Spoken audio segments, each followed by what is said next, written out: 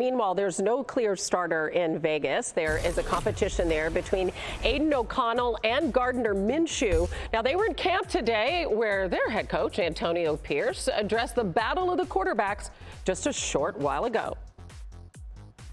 No, I don't think we've, can sit there and say somebody's won yet. I think they both had good moments.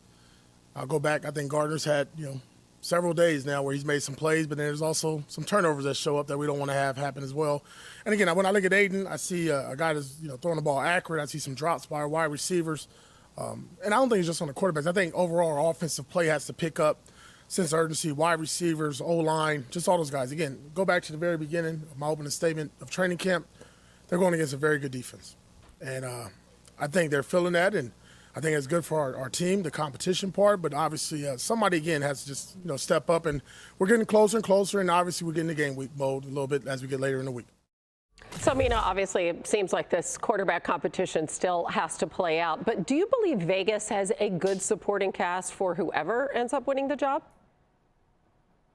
I do, Hannah. I went back and watched Aidan O'Connell versus Gardner Minshew actually in the second part of last season, tried to get a handle on quarterback competition. And one thing that struck me watching O'Connell was how well protected he was against a pretty good Colts defensive line. I think the Raiders offensive line is pretty underrated in pass protection. On top of that, I think this would be one of the better 12 personnel groupings in the NFL with, of course, Devontae Adams, one of the best receivers in football, Jacoby Myers, a receiver, and then that combination of the two tight ends that they've drafted in recent years, Michael Mayer and Brock Bowers.